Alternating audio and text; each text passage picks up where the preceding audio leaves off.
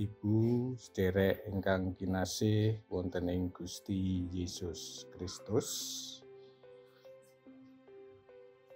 Kula Immanuel Agus Purwadi badhe mbabar sabda pangandikanipun Gusti wonten ing dinten menika Jumat tanggal 9 Mei tahun 2020.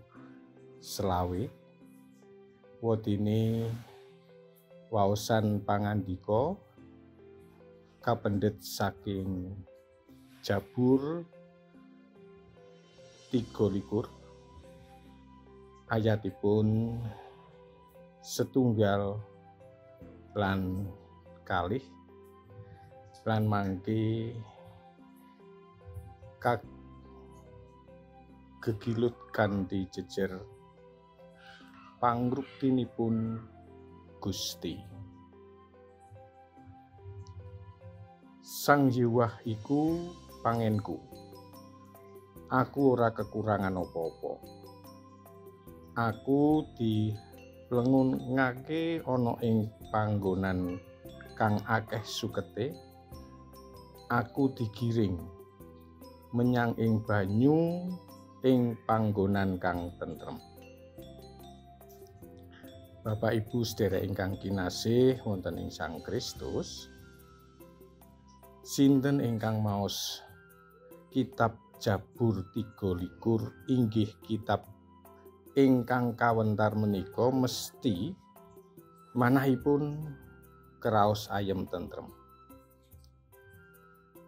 Daud panganggitipun Jabur menika wiwit anem dados pangen lan krana mekaten saben dinten Daud ngraosaken rekaosing padamelanipun.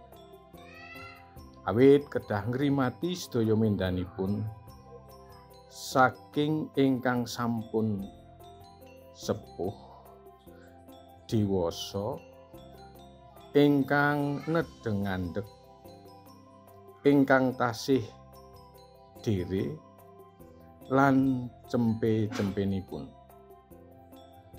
ugi ngadepi predator kewan memangsa.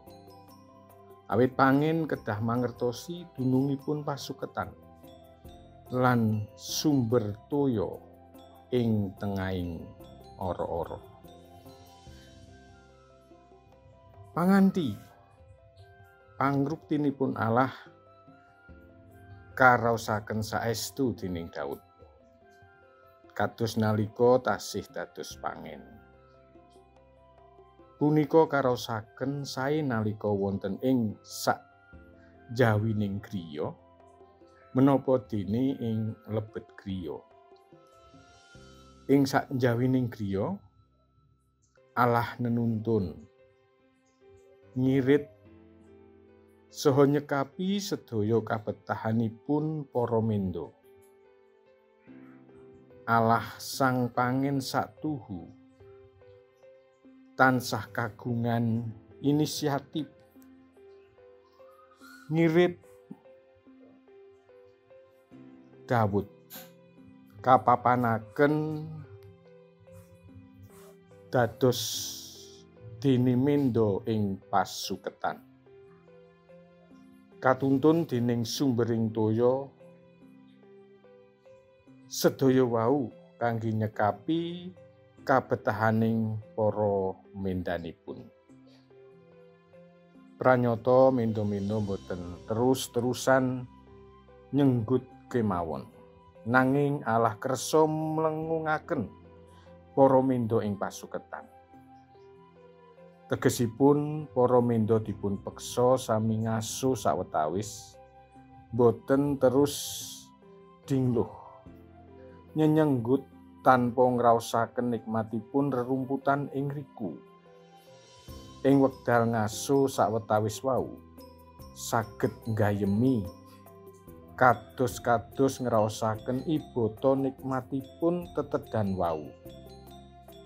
Kula gegambar gayemi lajeng tetedan dipun mak geluk saestu menika nikmat. Mekaten salajengipun nembe gumregah ngadeg lajeng nyenggut malih. Bapak Ibu sedherek ingkang kinasih wonten ing Sang Kristus, gesang kita ugi boten sepen ngadepi tantangan lan masalah. Ewa semanten sabdanipun Gusti memulang kita cetha sanget bilih pangrimatipun Allah boten nate mandheg. Nanging wonten kala mangsanipun kita ugi perlu ngraosaken nikmatipun berkah saking Allah kanthi cara manah-manah ing swasana hening. Refleksi diri ngraos-ngraosaken nikmatipun berkah saking Allah kados dene para mindo ingkang dipun plegungaken dening Allah ing pasuketan kangge ngraos-ngraosaken ibu agenging berkahipun Allah. Bejo dene kita dados mindo ngen-ngenanipun Gusti Allah.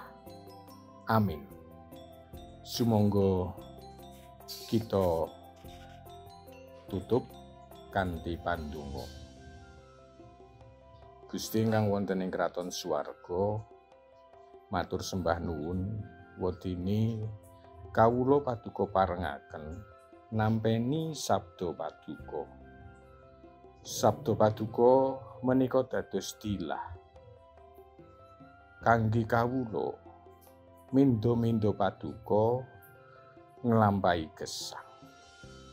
Sabda paduka nedahaken bilih kawula minangka mindo menika wonten ing gesangipun ing pangreksa paduka. Pramila kawula nyuwun kawula paduka sagetaken tansah dados mindo paduka ingkang purun katuntun paduka. Matur sembah nuwun Gusti, wonten ing Gusti Yesus Kristus kawula ngaturaken panuwun. Amin.